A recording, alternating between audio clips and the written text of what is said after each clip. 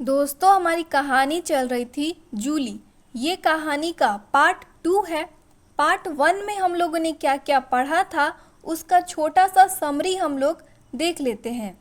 सृष्टि की शादी अमीर उद्योगपति ईशान ठक्कर से हुई, लेकिन ईशान शादी के अगले दिन अमेरिका चला गया और बाद में विदेशी लड़की जिनी को अपनी पत्नी बनाकर घर लौट आया। सदमे में सृष्टि ने जुड़वा बच्चों को जन्म देने के बाद खुद को मृत घोषित करवा लिया और नया नाम डॉक्टर जूली रख लिया।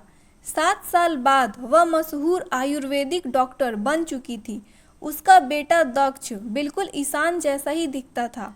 किस्मत फिर दोनों को आमने सामने ले आती है, लेकिन जूली ईशान का इलाज करने से साफ साफ इनकार कर देती है। ईशान ही जूली को दिल्ली छोड़ने से रोक रहा था। अब कहानी में आगे जूली समझ गई थी कि उसकी इस स्थिति के पीछे निश्चित रूप से ईशान ठक्कर का ही हाथ है, लेकिन उसे आश्चर्य हो रहा था कि उसकी फ्लाइट से दिल्ली से बाहर जाने की बात ईशान ठक्कर को कैसे मालूम हुई। जूली टिकट काउंटर पर खड़ी अभी यही सब सोच रही थी कि तभी उसके कानों में काउंटर पर बैठे एक शख्स की आवाज़ गूंजी, नेक्स्ट प्लीज़। जूली चुपचाप वहां से हट गई और सामान सहित बच्चों को लेकर एक तरफ जाकर खड़ी हो गई। श्री और दक्ष दोनों को आश्चर्य हो रहा था कि उनकी ट्रिप अचानक कैंसिल कैसे हो गई। श्री ने मायूस होकर जूली से पूछा, मम्मा क्या अब हम मालदीव नहीं जाएंगे? दक्ष भी अब तक रुआसा हो गया था। उसने कांपती हुई आवाज़ में जूली का हाथ पकड़कर कहा, क्या हो गया मॉम? बच्चों की मायूसी और रुहासी चेहरे देखकर जूली की आंखों में आंसू आ गए, लेकिन किसी तरह अपने आंसू पीकर जबरदस्ती मुस्कुराते हुए जूली उनके पास घुटनों के बल बैठ गई और बोली, दरअसल मेरा एक पेशेंट बहुत ही ज़्यादा बीमार है और अभी अचानक उसकी हालत और भी ज़्यादा खराब हो गई है। उसकी जान बचाने के लिए मुझे हॉस्पिटल जाना होगा। हाँ मम्मा, पर हमारी ट्रिप? श्री ने पूछा। अच्छा श्री, तुम ही बताओ कि किसी की जान बचाना अधिक ज़रूरी है या फिर ट्रिप पर जाकर मस्ती करना? जूली ने मुस्कुराते हुए श्री से पूछा, लेकिन जवाब श्री की जगह दक्ष ने दिया। किसी की जान बचाना अधिक ज़रूरी है। I am proud of you mamma. Daksh की बात को सुनकर जूली अपने आंसू को रोक नहीं पाई। उसने दक्ष को सीने से चिपका लिया।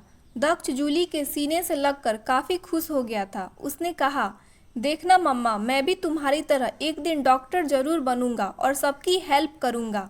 मैं भी तुम्हारी तरह ही डॉक्टर बनूंगी मम्मा। ऐसा कहकर श्री भी जूली से लिपट गई। बच्चों को इस तरह से अथाह प्रेम ने जूली को अंदर से और भी ज़्यादा मजबूती दी और उसने कहा, ठीक है बच्चों, तो अब वापस घर चलें? हाँ मम्मा, श्री और दक्ष एक साथ कहा। कैब में वापस घर आते ही जूली के दिमाग में एक साथ कई प्रश्न उठ रहे थे। उसे लगातार एक ही ख्याल बार बार परेशान किए जा रहा था कि क्या उसे हॉस्पिटल से रिजाइन कर देना चाहिए। फिर दूसरा विचार आता कि यह तो हार मानकर भागना हुआ। जूली कैब में बैठे बैठे अपने आप से बोली, मैं हार नहीं सकती, मुझे अब और मजबूत होना होगा। जूली की यह बात उसके बगल में बैठी श्री के कानों में पड़ी। उसने चौंक कर अपनी माँ को देखते हुए कहा, मुझसे कुछ कहा मम्मा?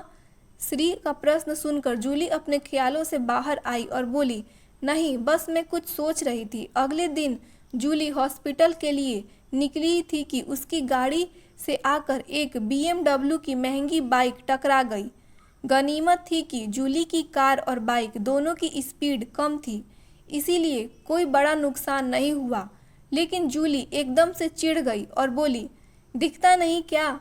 बाइक पर बैठे व्यक्ति ने अपने हेलमेट के अंदर से ही कहा, नहीं मैडम, अंधा हूँ। यह जवाब सुनकर जूली झल्ला उठी, क्योंकि बाइक सवार के हेलमेट से झांकती हुई आंखें मुस्कुरा रही थीं और उसके देखने का अंदाज बता रहा था कि उसने जो कहा वह केवल जूली का मजाक उड़ाने के लिए कहा। जूली झल्ला उठी, लेकिन उससे बहस करना उसे सही नहीं लगा। उसने अपनी कार थोड़ी सी बैक की, टर्न किया और आगे बढ़ गई। उसी समय 5 स्टार होटल के उस शानदार स्वीट्स में ईशान ठक्कर तैयार होते हुए जूली से बोला, मैं हॉस्पिटल जा रहा हूँ, अगर तुम भी चलना चाहो तो चलो। अब उस हॉस्पिटल में कौन तुम्हारा इलाज करने के लिए बैठा है जो तुम वहाँ जा रहे हो? जूली ने कड़वा सा मुंह बनाकर कहा। वही बैठी मिलेगी डॉक्टर जूली। हा हा हा। क्या मतलब? वह तो तुम्हारा ट्रीटमेंट करने से मना कर चुकी है, फिर अब क्या जाकर उसके पैर पकड़ोगे? नहीं, उसे ट्रीटमेंट करने के लिए उसे मजबूर कर दूंगा। तुम हो ही एक नंबर के कमीने। मैं तुम्हारे साथ नहीं जाऊंगी। मैंने तुम पर जो डोमेस्टिक वायलेंस का केस किया है उस सिलसिले में मुझे वकील से मिलने जाना है। क्या केस वापस ले रही हो? ईशान ने दुष्टता से मुस्कुराते हुए कहा। मुझे जो करना होगा मैं करूंगी, तुम फिलहाल दफा हो जाओ, जीनी ने चिढ़ कर कहा। ईशान जीनी के चिढ़े हुए चेहरे का मजा लेते हुए मुस्कुराया और कमरे से बाहर की तरफ हॉस्पिटल के लिए रवाना हो गया। जूली अपनी कार ड्राइव करते हुए बैक मिरर लगातार देखे जा रही थी। जिस बाइक ने उसकी कार पे टक्कर मारी थी वह लगातार उसके कार की ठीक पीछे बनी हुई थी। जूली को लगा कि शायद यह बाइक उसका पीछा कर रही है, तो उसने अस्पताल जाने से सीधे रास्ते के बजाय अपनी गाड़ी दूसरी तरफ मोड़ दी और जूली का शक सही निकला, वह बाइक उसका पीछा ही कर रही थी। यह देखकर जूली तनाव में आ गई और उसने सोचने लगी कि क्या वह ईशान ठक्कर इस हद तक नीचे गिर गया है कि वह मुझे डराना चाहता है। जूली के पास अभी केवल सवाल और सिर्फ उलझने थी। उसे उनका एकदम सटीक जवाब नहीं मालूम था, लेकिन अभी उसे इस परिस्थिति से बाहर निकलना अधिक जरूरी था। इसीलिए जूली ने अपनी कार की स्पीड बढ़ा दी। जूली ने देखा कि अब उस बाइक की भी स्पीड तेज हो गई है। जूली ने खुद को समय के हवाले छोड़ दिया और एक लंबी सांस लेकर फिर पहले की स्पीड में ड्राइव करने लगी। अब बाइक की स्पीड भी कम हो गई। कुछ ही समय में हॉस्पिटल आ गया और जूली अपने कार पार्क करके उतर गई।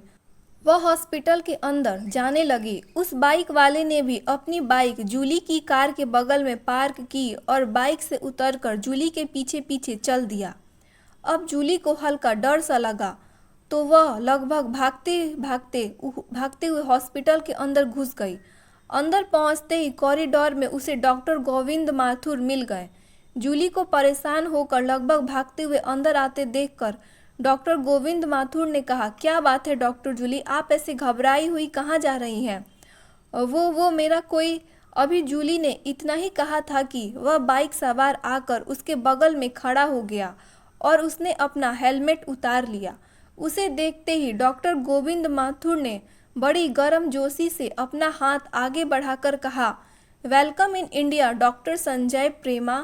Thanks sir. Doctor Sanjay Prema ने डॉक्टर गोविंद से हंसते हुए हाथ मिलाया। जूली अपना पीछा करने वालों का यह परिचय जानकर हैरान रह गई। उसने आश्चर्य से डॉक्टर संजय की तरफ देखते हुए कहा, लेकिन आप इस तरह मेरा पीछा क्यों कर रहे थे और आपने मेरी गाड़ी में जानबूझकर टक्कर क्यों मारी? डॉक्टर संजय ने हंसते हुए बोला, सॉरी डॉक्टर जूली, दरअसल मैं अमेरिका से इंडिया केवल इंटरनल मेडिसिन में काम करने के लिए नहीं आया हूँ, बल्कि मुझे मुख्य उद्देश्य आपसे जड़ी बूटी का ज्ञान सीखना है। पर इसके लिए मेरी गाड़ी में टक्कर मारना और मेरा पीछा करना जरूरी था क्या? वह सब तो मैंने बस मस्ती के लिए किया, डॉक्टर संजय ने शरारती भरे मुस्कान के साथ कहा।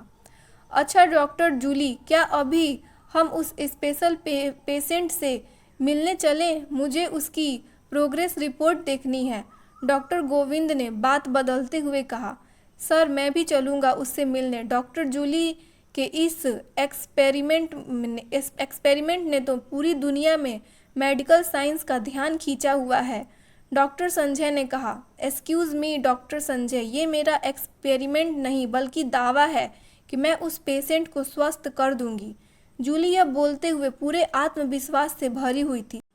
ओके, फिर तो अभी से मैं आपके असिस्टेंट की तरह इस पेशेंट के ट्रीटमेंट में लग रहूँगा, अगर आप इजाज़त दे तो। डॉक्टर संजय ने इस अंदाज से ये बात कही कि जूली के चेहरे पर भी मुस्कुराहट आ गई और उसने कहा, श्योर डॉक्टर, आपके जैसे काबिल डॉक्टर को एक असिस्टेंट के रूप में पाना मेरी खुशनसीबी होगी। ठीक है, तो अब हम सब डॉक्टर जूली के वार्ड में चलते हैं। डॉक्टर गोविंद माथुर ने उन्हें चलने का इशारा करते हुए कहा। जूली अभी अपने पेशेंट का चेकअप करके उसकी कंडीशन के बारे में डॉक्टर गोविंद और डॉक्टर संजय से डिस्कस कर ही रही थी कि हॉस्पिटल डायरेक्टर का फ़ोन आ गया। जूली ने बड़े बेमन से कॉल रिसीव किया। Good morning sir. Very good morning doctor Julie. Hope आप आज अपने पेशेंट से मिलकर खुश होंगी। सॉरी सर, मैं समझी नहीं। कोई बात नहीं, आप अभी मेरे ऑफिस में आ जाइए। मिस्टर ईशान ठक्कर आए हुए हैं और आपसे मिलना चाहते हैं। सॉरी सर, आपको तो मालूम है कि मैं उनका ट्रीटमेंट करने में इंटरेस्टेड नहीं हूँ, फिर उनसे मिलूँ क्यों? जूली ने झिझक कर जवाब दिया। ट्रीटमेंट नहीं, केवल मिलने के लिए बोल रहे हैं। ठीक है सर, आती हूँ 5 मिनट में, कहते हुए जूली ने कॉल कट कर दिया और चल रहे डिस्कशन को जल्दी जल्दी ख़त्म करके सर्जिकल कैप और मास्क पहनकर डायरेक्टर के ऑफिस में जाने लगी। तभी डॉक्टर संजय, जो अब तक जूली को बड़े ध्यान से देख रहे थे, आश्चर्य से बोले, किसी गेस्ट से मिलने के लिए आप सर्जिकल कैप और मास्क क्यों पहन रही हैं? सेफ्टी के लिए, क्योंकि मिस्टर ईशान को एक अजीब बीमारी से जूझ रहे हैं। जूली ने असली बात छिपाते हुए कहा। कैसी बीमारी? मुझे डिटेल में नहीं मालूम है, क्योंकि मैं उनका इलाज करने में इंटरेस्टेड नहीं हूँ। ऐसा कहकर जूली तेजी से कमरे से निकल गई और तेज कदमों से डायरेक्टर के ऑफिस की तरफ बढ़ गई। डॉक्टर संजय अवाक खड़े रहकर सोचते रह गए। बीमारी की डिटेल नहीं मालूम और फिर भी प्रिकॉन्सी ले रही है। पेशेंट और डायरेक्टर इनके पीछे पड़े हुए हैं, फिर भी उसका ट्रीटमेंट नहीं करना चाहती हैं। मतलब इन सब के पीछे ज़रूर कोई बड़ी राज है। जूली ने पहले की तरह अपना कैप नीचे सरकाया और मास्क से चेहरे का अधिकतम हिस्सा ढककर जैसे ही डायरेक्टर के ऑफिस में प्रवेश किया, उसे देखते ही ईशान ने कहा, आइए डॉक्टर जूली, आखिर आपकी देश छोड़कर जाने की कोशिश नाकामयाब हो गई। सॉरी मिस्टर ईशान, आप मुझसे ऐसे बात नहीं कर सकते जैसे कि मैं कोई मुजरिम हो। जूली ने काफ़ी तीखेपन से जवाब दिया। ओह, तो बुरा लगा आपको? बुरा लगने वाली बात ही है मिस्टर ईशान। मैं बस कुछ दिनों की छुट्टी लेकर एक छोटी सी ट्रिप पर अपनी फैमिली के साथ समय बिताने के लिए जा रही थी, भाग नहीं रही थी। जूली का लहजा अब सख्त हो गया था। भाग तो आप अभी भी रही हैं डॉक्टर जूली, ईशान ने जूली का लगभग मजाक उड़ाने के अंदाज में कहा। कहना क्या चाहते हैं आप? आप मुझसे मिलने आई हैं और चेहरे को मास्क और कैप से छिपा भी रखा है। ये अपने आप में भागना ही तो हुआ। ईशान ने व्यंग से मुस्कुराते हुए कहा।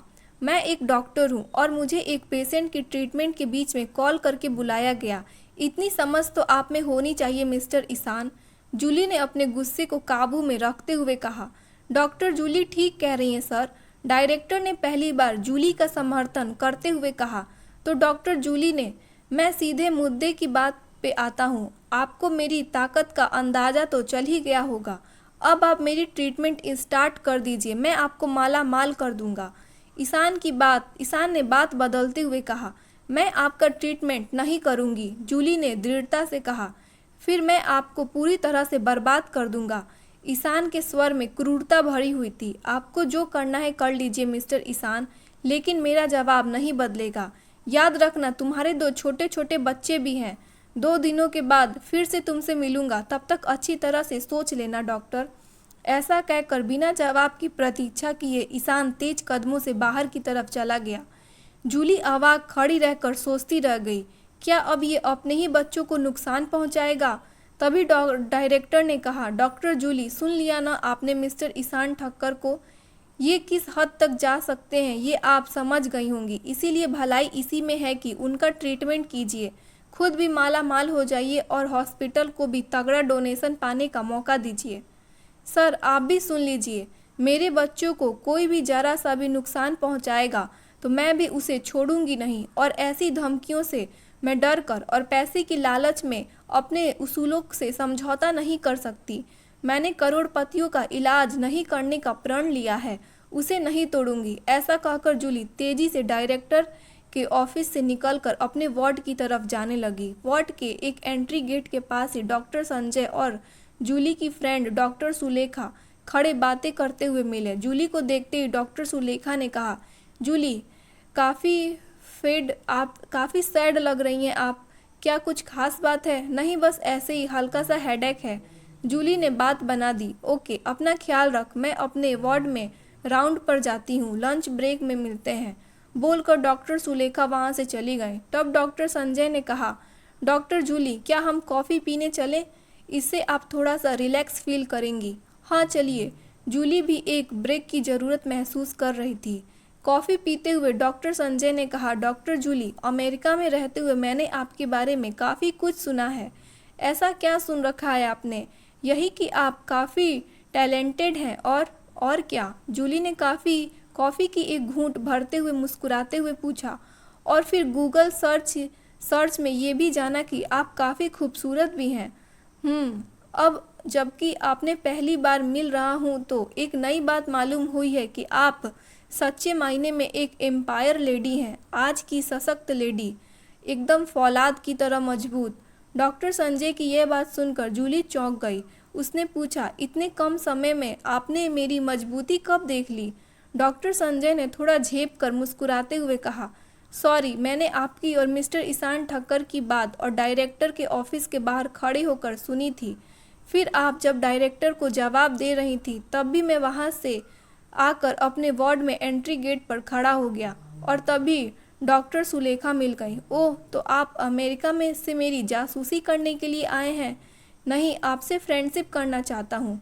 स्ट्रेंज, एक डॉक्टर अमेरिका से आता है और उसी हॉस्पिटल में ज्वाइन करता है जिसमें मैं काम करती हूँ, और फिर वह मेरे साथ एक शरारत भरी मस्ती भी करता है और अचानक मालूम होता है कि वह मेरा असिस्टेंट भी बनना चाहता है, और फिर वह छुपकर मेरी बातें भी सुनता है और अब फ्रेंडशिप भी करना चाहता है। क्या यह सब एक सोची समझी फिल्मी स्क्रिप्ट की तरह नहीं है?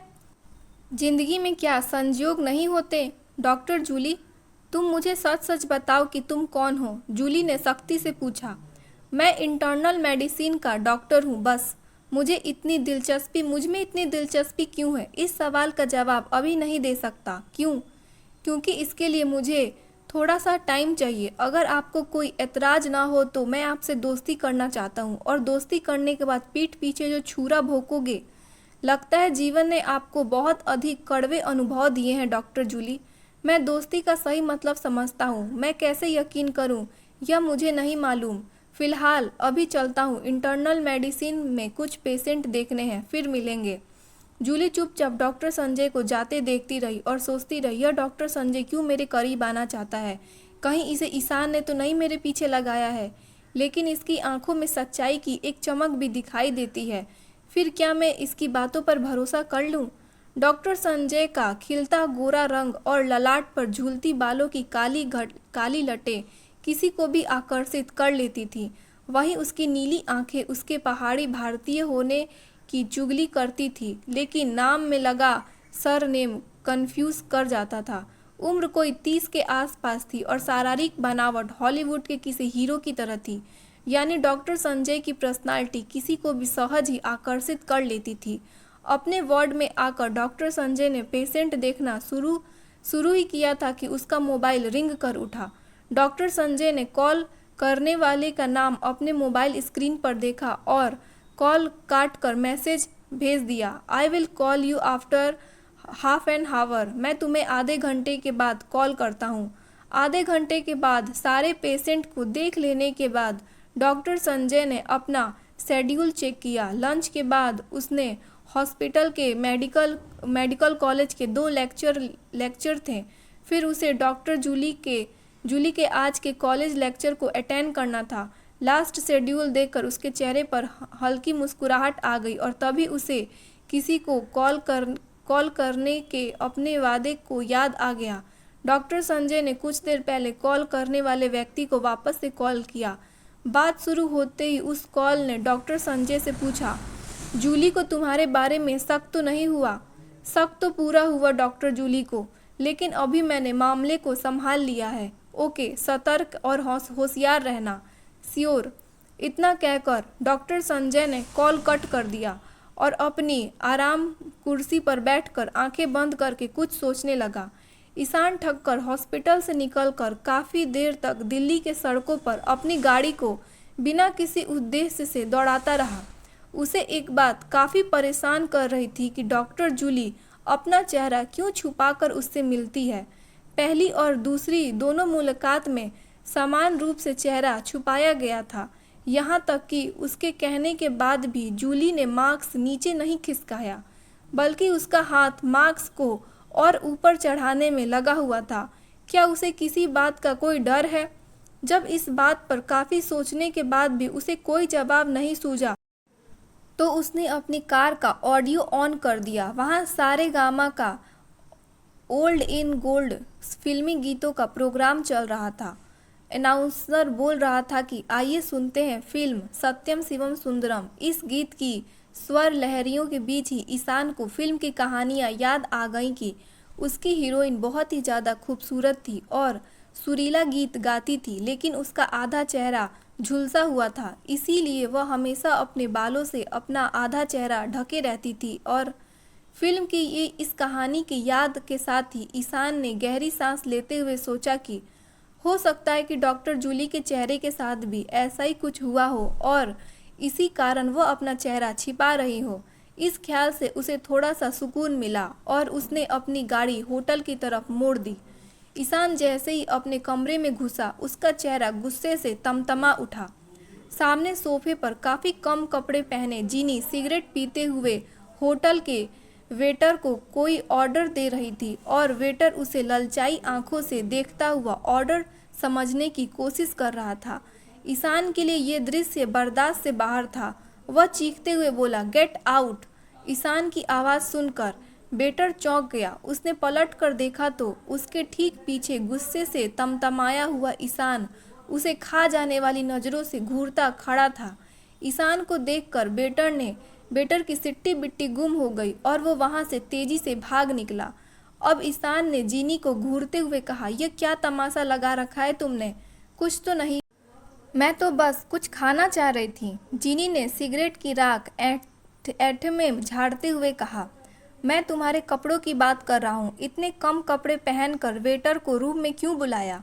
ईशान ने गुर्राते हुए कहा, इन कपड़ों में क्या बुराई है? जीनी ने ईशान को चिढ़ाने के अंदाज में हंसते हुए कहा। जीनी के इस जवाब पर ईशान का मन किया कि वह अभी उसके बाल खींचकर उसे थप्पड़ मार दे, लेकिन फिर कुछ सोचकर उसने अपने गुस्से को पी लिया और स्वीट्स के दूसरे कमरे में चला गया। इधर जीनी का चेहरा उतर गया और वह भुनभुनाई। यह बार भी खाली गया। उसे याद आया कि जब वह अपने लॉयर से मिलने गई थी तो उसने कहा था, आप मिस्टर ईशान को भड़काइए ताकि वह गुस्से में आकर अपना आपा खो दे और आपको ऐसे ट्रीट करे कि आपके शरीर पर मारने का कोई गहरा निशान बन जाए। और हाँ, रूम में एक हिडन कैमरा लगवाना मत भूलिएगा ताकि हमें फुटेज भी मिल जाए, फिर आगे मैं देख लूँगा। लॉयर ने कहा था कि जीनी के चेहरे पर बेबसी छाई हुई थी और अब वह उस वेटर को दिए हुए पैसे के लिए भी पछता रही थी जो उसने ईशान के आने की खबर देने के बदले उसे दिए थे। उधर ईशान दूसरे रूम में जाकर किसी के साथ फ़ोन पर बातचीत करने में व्यस्त हो गया। जूली पूरे दिन की व्यवस्था से काफ़ी थकी हुई थी। घर जाने के लिए ड्राइव कर रही थी, तभी उसकी मेड का फ़ोन आया। दीदी, नहीं आऊँगी काम पर, मेरी बेटी खेलते खेलते गिर गई है, सिर पर कोई चोट आई है, इसीलिए उसे लेकर हॉस्पिटल आई हूँ। ठीक है मधु, बिटिया का ख्याल रखना। जी दीदी। थकी हारी जूली जब घर पहुंची तो बिखरा हुआ किचन उसका इंतजार कर रहा था। उसने एक लंबी सांस ली और फ्रेश होने के लिए चली गई। जैसे ही वह वॉशरूम से फ्रेश होकर निकली तो श्री उसके पास आकर बोली, मम्मा, आज स्कूल में खूब सारा होमवर्क मिला है, आप उसे करा देंगी ना? यह सुनकर जूली का सिर एकदम से घूम गया। वह थोड़ी देर आराम करना चाहती थी। अब होमवर्क, किचन के बर्तन और डिनर सब करना होगा। उसने फ्रिज से एक गिलास ठंडा पानी निकाल कर पिया और श्री से कहा, ठीक है श्री, तुम और दक्ष कॉपी और बुक्स निकालो, अभी पहले होमवर्क करते हैं। यस मम्मा। श्री और दक्ष को होमवर्क कराते कराते रात के 9 बज गए।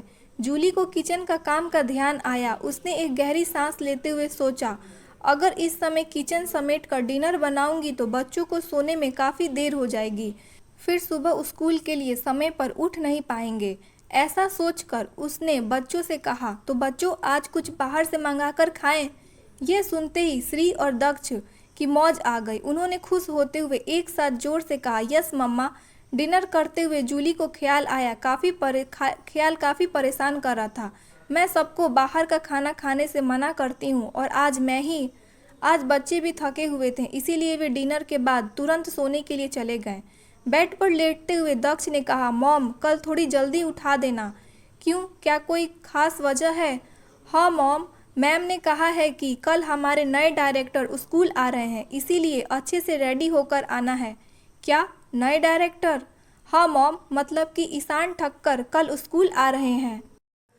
दोस्तों, कहानी का नेक्स्ट पार्ट कल आएगा। आप लोगों को वीडियो कैसी लगी मुझे कमेंट बॉक्स में ज़रूर बताइएगा। वीडियो को एक लाइक कीजिएगा, हाइप का बटन ज़रूर दबाइएगा और चैनल पे न्यू है तो चैनल को सब्सक्राइब ज़रूर कर लीजिएगा।